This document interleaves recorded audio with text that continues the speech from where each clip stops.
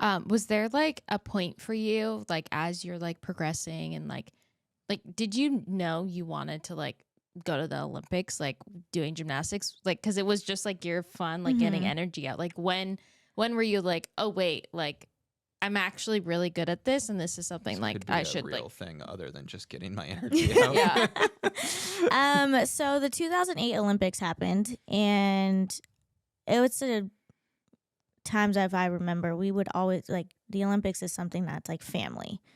Our family would come together. We would watch every single sport: track, tennis, golf, whatever the sport is, and we would watch it from the beginning till like 3:00 in the morning. Yeah. So gymnastics had came on, and obviously that's my sport because at that time I was 7 years old. Yeah, 7 years old, and I was just sitting there watching. I was like, oh, it's so cool, great. And I had told my mom, I was like, Mom, I want to go to the Olympics. And she was like, really? And I was like, yeah. I said, but in that moment, I didn't just want to go to the Olympics because of my sport. I was just like, I want to go because they're winning cool things. They're winning medals. They have, the ability to be in front of the world and competing, and everybody's watching. Like, that's so cool. So in that moment, it wasn't for gymnastics, not at all.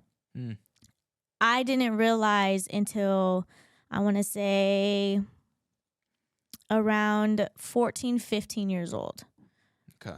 I was like, oh, I actually can do something with this. I actually could go to the Olympics for this sport. Like, that's just crazy in general, because at the end of the day, like, again, in my mind, I was just trying to get my energy out when I was younger. And so everything kind of just progressed in, okay, my mindset changing. My mindset being like, okay, if you really want to do this, you're going to have to change some things within yourself. Yeah. So that was, eating. That was getting to a point where I could just, be okay with how my practices were going, because I knew there would be better days. Yeah. So around that time, everything kind of was just like, okay, I missed the 2016 Olympics by 4 months, which is kind of sad because I was like, man, I could have been in 2016 Olympics. But again, I think everything happens for a reason. So knowing that 2016 and all that stuff, like, I wasn't able, my mindset was just on 2020. Yeah. And so from there, from being 15 years old until now, my mindset had always been Olympics, Olympics, Olympics. Like, my sport, this is my sport. I can't change anything. I'm going to do what I'm doing at the Olympics, basically. Yeah. But yeah, 14, 15 years old is when I was like, gymnastics, Olympics? Huh, okay. Let's do it. Might as well. I'm in it. I can't even like even try to like process thinking that at that age. Yeah. Anything remotely close to that. You touched on it, and I want to bring it up.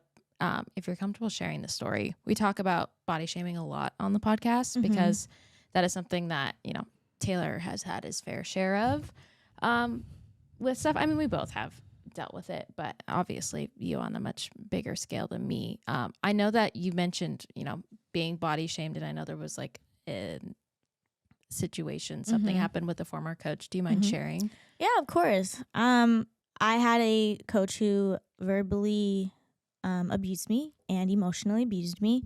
I was body shamed to an extent to where I look at pictures now and I say, wow, I was told I looked like a sack of potatoes when I was literally looked like a twig. How old were you? Yeah, the crazy part is I was so blindsided that I don't even know like what age I was. Yeah. I was so like in a realm of people saying this is a normal thing. Yeah. This is normal with every coach that you get coached by. This is how gymnastics is. You're supposed to look a certain way. It's the typical, look of a gymnast, right? Yeah. Mm-hmm. So if you didn't look like that, you were told, either you're fat, either for me, I have a backside that I'm African American. I can't control what happens, like I don't look like everybody else. So with that, it was just, I want to say probably around 10, 11 years old is kind of when it got such an issue. But when I first started, she didn't believe my mom was my mom. I'm half Latin and black, so I'm Afro-Latina. My mom brought me in the gym, and she was like, this is not your daughter. Mom was like, what are you talking about? She's like, this is not your daughter. She doesn't like, what do looks got to do with anything, right? I didn't know this. I was just like, hey, I'm in the gym, right? Yeah.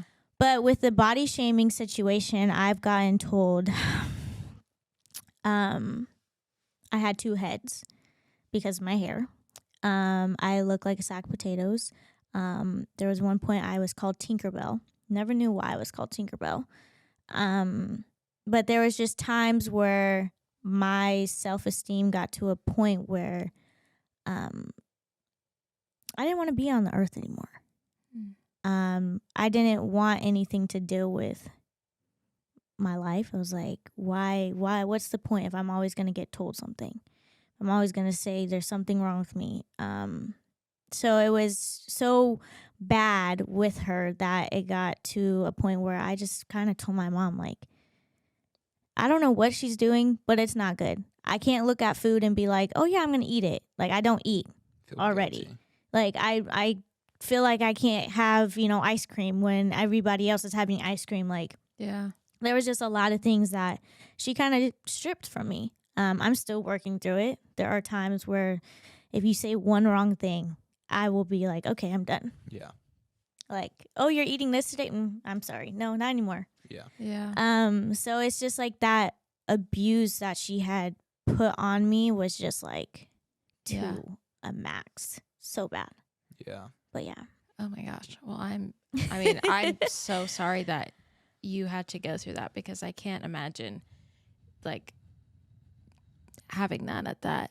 When it's young of instilled age. in you that young, it's not just like you can snap your fingers Exactly. and it goes away. Like Mhm. that is going to be like, the reality is that is going to be something that you will, be working through for Mhm. probably a while, because I mean, that's how I feel. But like, I mean, gymnastics as a sport in general is maybe the most judgmental sport there is. Like, it's literally judgment, like Yep. in every aspect. Mhm. So that's hard enough, I would imagine. But then having stuff like that on top of the sport itself, yeah, that's something that requires work.